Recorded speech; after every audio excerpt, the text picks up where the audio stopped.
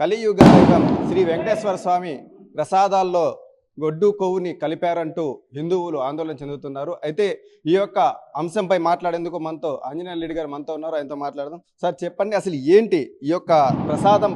ఈ యొక్క ప్రసాదం పవిత్రమైనది. ఈ యొక్క ప్రసాదాన్ని ఒక హిందువులే కాదు, హిందూ, ముస్లిం, క్రైస్తవం అందరూ ఇష్టపడతారు. ఈ యొక్క ప్రసాదాల్లో ఈ యొక్క కల్తీ నెయ్యి అసలు కలపటం ఏందంటారు? నిన్నటి రోజున ముఖ్యమంత్రి గారు ప్రకటించిన తర్వాత ఈ వార్త దావానంలాగా దేశమంతా వ్యాపించింది. ఈ వార్త విన్న తర్వాత ప్రతి హిందువు, ప్రతి భారతీయుడు, ఒక హిందువే కాదు, కులాలకు మతాలకు అతీతంగా ప్రతి ఒక్కరూ ఆందోళన చెందుతున్నారు. ఏమిటిది? ఒక పవిత్రమైన దేవదేవుని ప్రసాదము లడ్డూలో పశువుల కొవ్వు, పంది కొవ్వు, చేపల ఆయిలు, అదేవిధంగా మైదా కలిపారు. ల్యాబొరేటరీ టెస్ట్లో తేలింది అది. ఇవన్నీ కూడా బయటకు వచ్చాయి.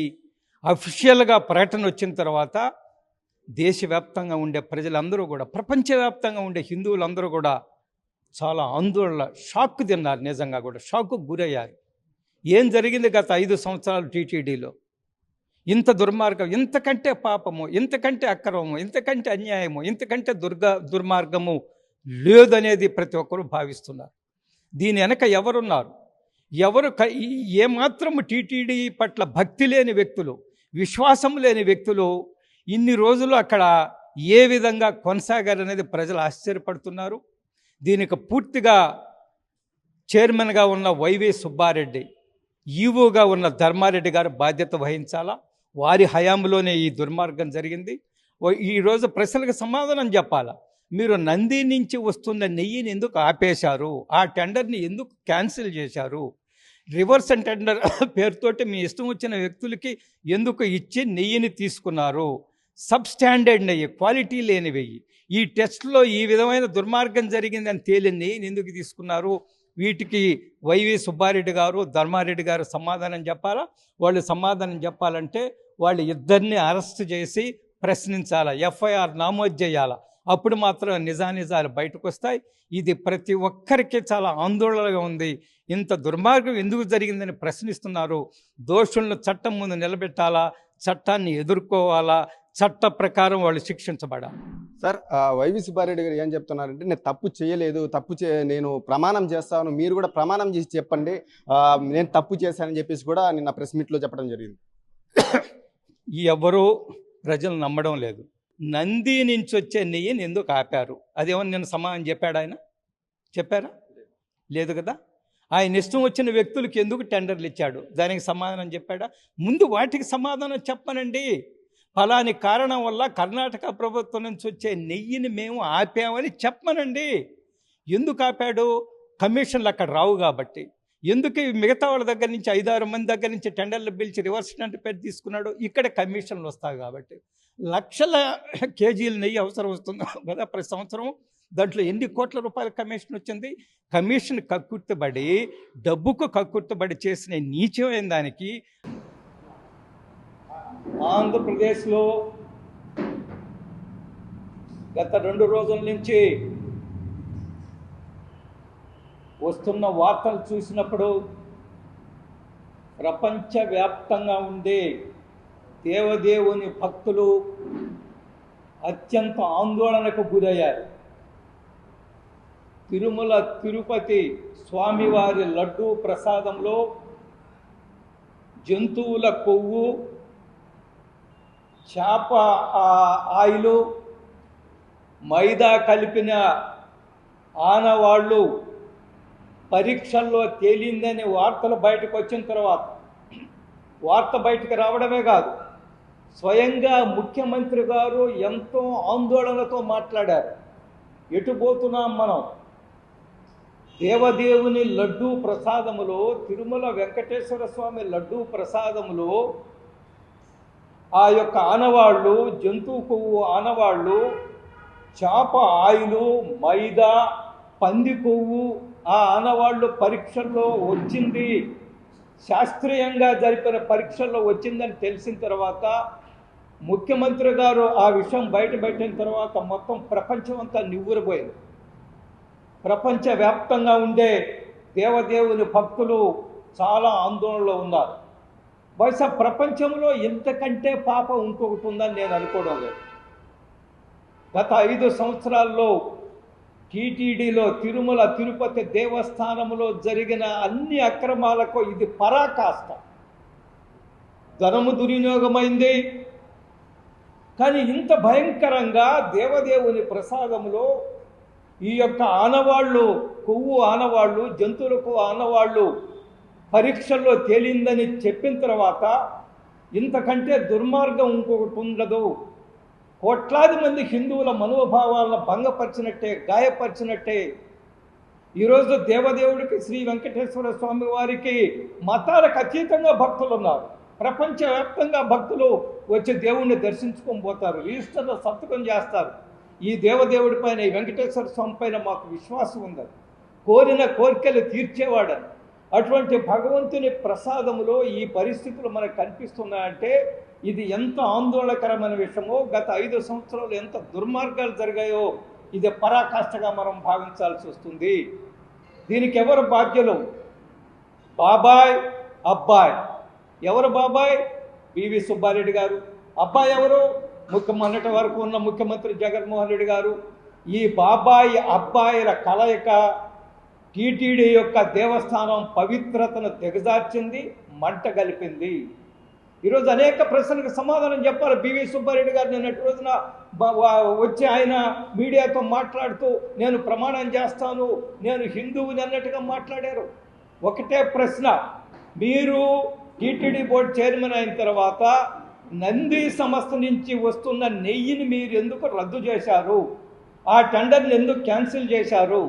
మీ ఇష్టం వచ్చిన వాళ్ళకి తాబేదారులకి 4గురికో 5గురికో ఎందుకు టెండర్ ఇచ్చారు? దీనికి సమాధానం చెప్పాలా సుబ్బారెడ్డి గారు? దానికి సమాధానం చెప్పడు. ఈరోజు స్వయంగా నంది సంస్థ వాళ్ళే ప్రకటించారు, కర్ణాటక ప్రభుత్వ సంస్థ ప్రకటించింది గత 4 సంవత్సరాల నుంచి మా దగ్గర నెయ్యి కొనడం లేదని. అనేక సంవత్సరాలుగా నెయ్యి ఉంటున్న ఒక ప్రామాణికమైన నెయ్యి అది, ఎంతో ఆ క్వాలిటీ ఉండే నెయ్యిని, ఆ నెయ్యిని ఎందుకు కొనలేదు, ఎందుకు ఆపేశారు అనే దానికి పివి సుబ్బారెడ్డి గారు సమాధానం చెప్పాలా, మాజీ ముఖ్యమంత్రి జగన్మోహన్ రెడ్డి గారి సమాధానం చెప్పాలా. నేనేమంటున్నా అంటే ముఖ్యమంత్రి మతం ఏదైనా కావచ్చు, ఎవరికి అభ్యంతరం లేదు. కానీ ఇతర మతస్థులు, కోట్లాది మంది హిందువుల మతస్థుల యొక్క మనోభావాలను అగౌరవపరిచే విధంగా ఎందుకు వ్యవహరించారు మీ పివి సుబ్బారెడ్డి? మీరు మనకు తెలుసు, ముఖ్యమంత్రి గారు జగన్మోహన్ రెడ్డి గారు టీటీడీకి వస్తే, పట్టు వస్త్రాలు సమర్పించడానికి వస్తే సహజంగా ఉన్న ఆనవాయితీ ఏమిటంటే ఏ ముఖ్యమంత్రి వచ్చినా పట్టు వస్త్రాలు సమర్పిస్తున్నప్పుడు ఆయన శ్రీమతి పక్కన ఉంటుంది, ఇద్దరూ కలిసి దేవదేవుడికి పట్టు వస్త్రాలు సమర్పిస్తారు. కానీ ఏ రోజైనా గత 5 సంవత్సరాల్లో పట్టు వస్త్రాలు సమర్పించినప్పుడు జగన్మోహన్ రెడ్డి గారి పక్కన శ్రీమతి లేదు. ఎందుకు? కారణం ఏమిటి? మీరు ఎందుకు గౌరవించరు ఆనవాయితీని? మీరు ఎందుకు ట్రెడిషన్స్ను గౌరవించరు? మీరు ఎందుకు చిత్తశుద్ధితోటి, భక్తితోటి ఆ భార్యాభర్తలు ఇద్దరు పట్టు వస్త్రాలు ఎందుకు సమర్పించలేదు? ఇప్పుడే కాదు, గత రాజశేఖర రెడ్డి గారు ఉన్నప్పుడు కూడా వారితో కూడా వారి శ్రీమతి లేదు. నేనేమంటున్నా అంటే ఒక ఆనవాయితీ ఏదైతే ఉందో, అనేక వందల సంవత్సరాలుగా వస్తున్న ఆనవాయితీని ఎందుకు గౌరవించలేదు? దీన్ని బట్టి అర్థమయ్యేది ఏమిటంటే మీకు టీటీడీ మీద, దేవదేవుడి మీద నిజమైన భక్తి, ప్రేమ లేదు, కేవలం యాంత్రికంగానే వచ్చి మీరు అక్కడ వ్యవహరించారనేది అర్థమవుతుంది. నేను డిమాండ్ చేస్తున్నాను, వెంటనే పివి సుబ్బారెడ్డి గారిని, మాజీ వైఎస్ సుబ్బారెడ్డి గారిని,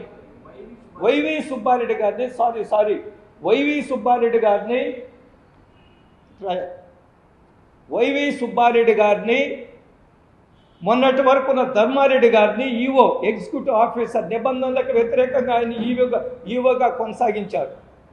ఇద్దరిని కూడా అదుపులోకి తీసుకోవాలా, ఇద్దరిని అరెస్ట్ చేయాలా, ఇద్దరి మీద ఎఫ్ఐఆర్ నమోదు చేయాలా, ఇద్దరిని ప్రశ్నించాలా. ఏం జరిగింది గత 5 సంవత్సరాల్లో? దీనికి ఎవరు బాధ్యులు? ఎందుకు నంది నుంచి నెయ్యిని కొనడం ఆపేశారు? ఎందుకు ఎవరెవరికో మీ ఇష్టం వచ్చిన వాళ్ళకి ఏమాత్రము వాళ్ళ యొక్క రికార్డు పరిశీలించకుండా, వారి యొక్క అనుభవం పరిశీలించకుండా మిగతా అనేక మంది దగ్గర నుంచి ఎందుకు నెయ్యి కొన్నారో దీనికి టీటీడీ ప్రభుత్వము వెంటనే చర్యలు తీసుకోవాలా. వైవి సుబ్బారెడ్డి గారిని అదేవిధంగా ధర్మారెడ్డి గారిని ఇద్దరిని అదుపులోకి తీసుకోవాలా, వారి మీద ఎఫ్ఐఆర్ నమోదు చేయాలా. కోట్లాది మంది హిందువుల ఇంత మహాపాపానికి ఒడిగట్టిన వాళ్ళు ఏమాత్రము బయట తిరగడానికి లేదు.